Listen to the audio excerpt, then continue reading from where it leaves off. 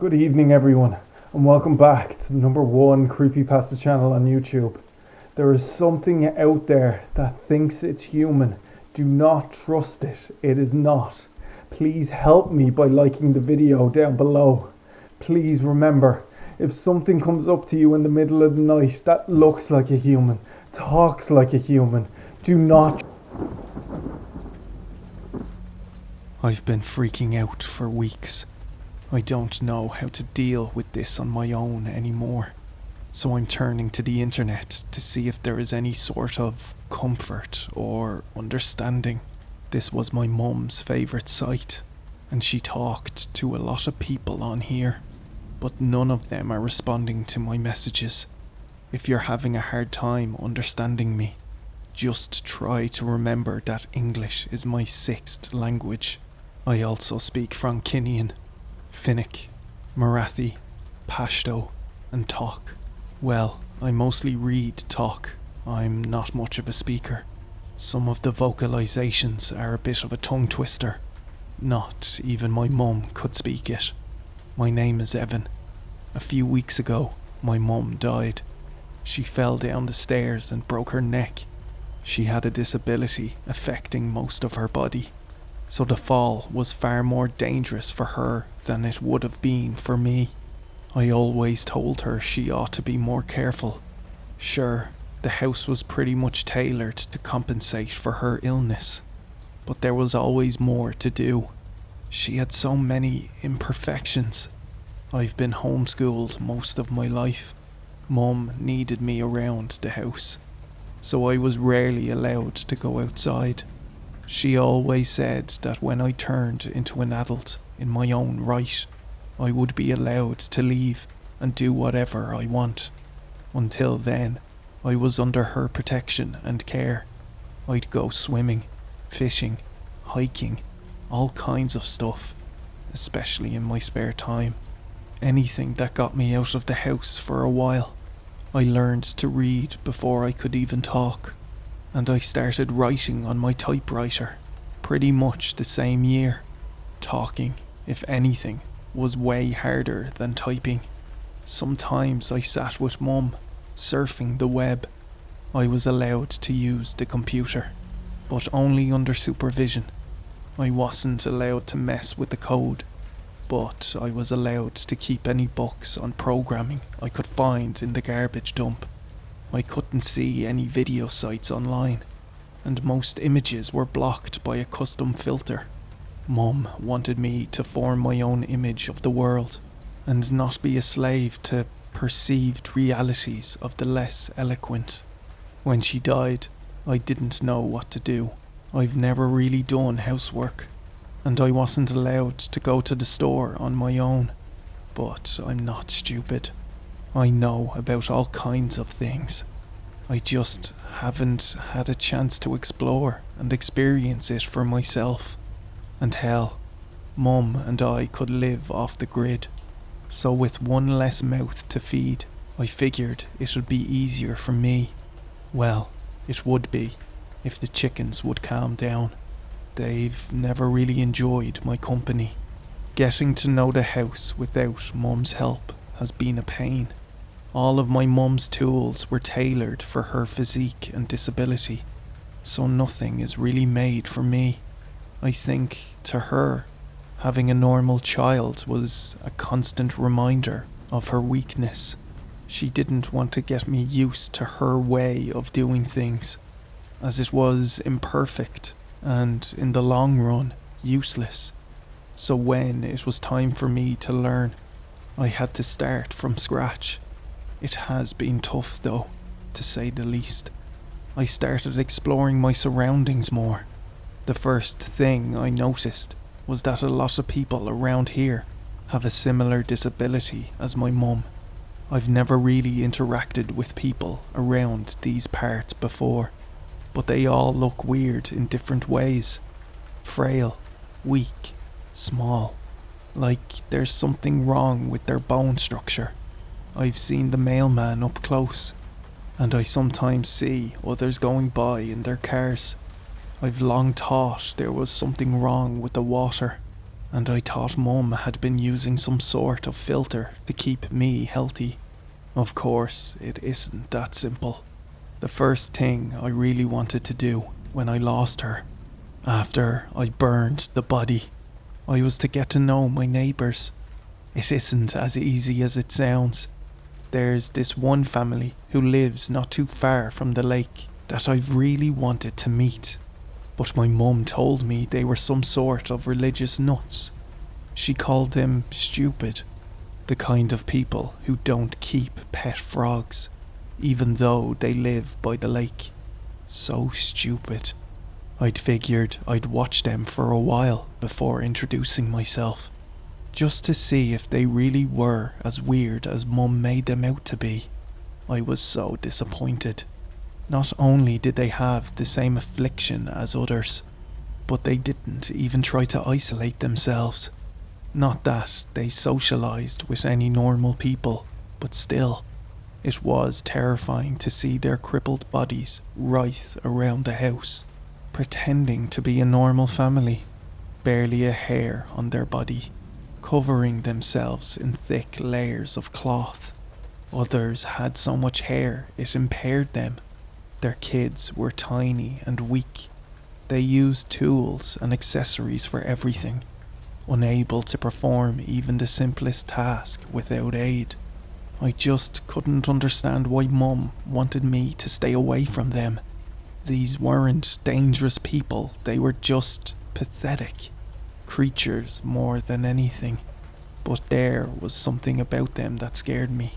I could imagine their stone-like faces, scrunched up in anger and fear, hounding me.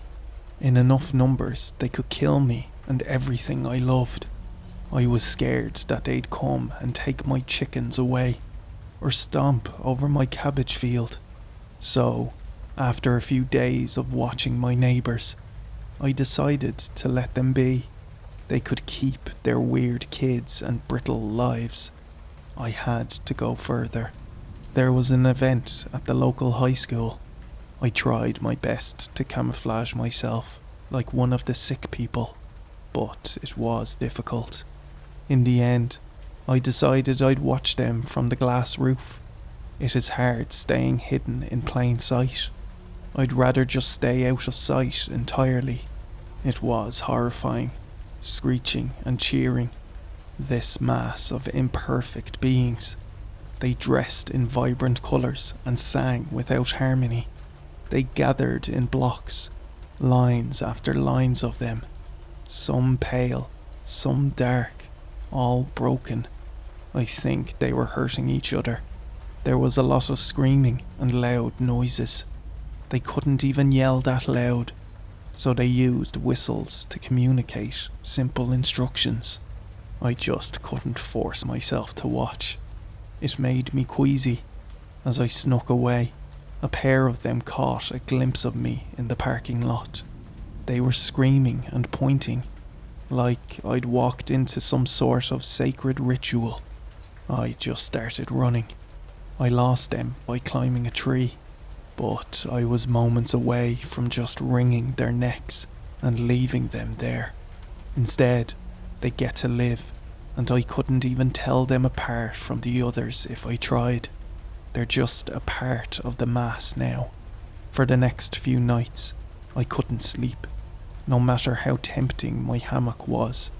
Instead, I focused on orienting myself and finding out what was really going on. I did have the internet, information superhighway. It took a lot of effort to get by all the security measures my mum put in, but I'm an excellent learner. Mum always said I was too clever for my own good.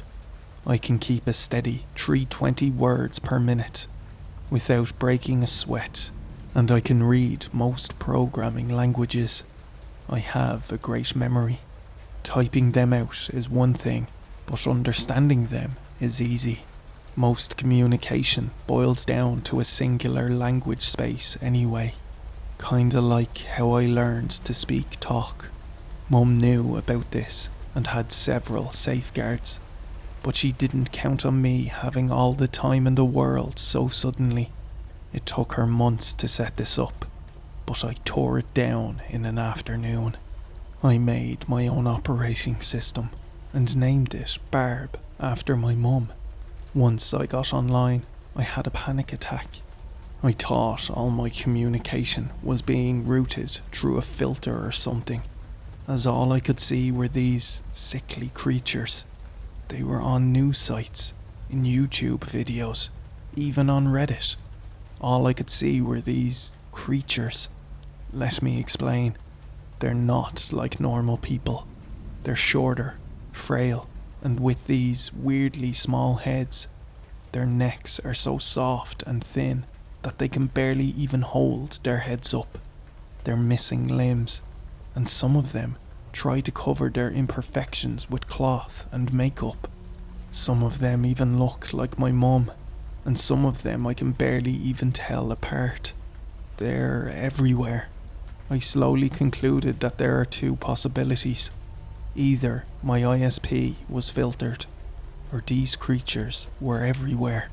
And no, nothing pointed to my ISP being the culprit. I checked the pings and tried VPNs. I'm starting to think that this is just what people look like. I don't understand. Mum said she had a disability and that I was the normal one. My usual 8 eyes was the correct number, but she told me all my arms were beautiful and that my thorax was a healthy size for a boy my age. Yes, I can fold into myself to camouflage from the sick people, but she told me I should never try to be something I am not. She even excused herself for being weird and eating boiled chicken eggs instead of them raw and whole. How else are you going to get your calcium? She always boiled, fried, and ruined her food instead of eating it fresh with all the nutrients. She refused to even try fresh rabbit when I was learning how to set traps. Her sickness made her slow and predictable, but I loved her nonetheless. She always seemed so static to me, always having the same number of eyes, ears, mouths, and limbs. Like if she wanted to eat an apple, she'd have to climb the tree and pick it, while I could just extend my tongue and pluck it. If she heard a noise, she'd have to twist her entire body to look that way. I could just open an eye in that direction. But these people outside, they might remind me of her, but they scare me. There are so many of them, so many of you. I don't know. I've started watching movies to better understand how to move, how to camouflage, and how to fit in. To speak with just a single tongue, to keep my extra arms folded into my chest. I can look like the sick people from a distance, but it's like they're trying to live on a tense spring. Eventually, it's all going to burst out. I can't hold it forever. It just feels like everything is made and built for someone else. For the short, frail people, not me. I feel out of place. I hate seeing them, thinking that I'm the one who doesn't fit in. It feels like waking up into a nightmare. I don't know where to find others like me, or if I'm missing something. Am I really the odd one out? I'm scared what these people might do if they find me, and I'm still not convinced that they are the norm. I've never felt like Mum was hiding anything from me. She was always so open about introducing me to the world once I was an adult. I'm turning 21 this year. I can learn a lot in a short amount of time, but the unbridled internet is so exhausting. I think the event I witnessed was basketball.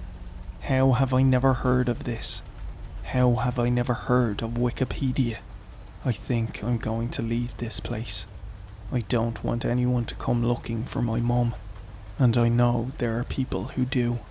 The people who saw me in the parking lot might come looking for me. They might hurt me. Mum said that's what happened to Dad. I keep coming back to asking myself this one question. What is more likely? that the world has been hiding away from me, or that I've been hiding away from the world. The most probable answer terrifies me. Please comfort me. Please be normal. Please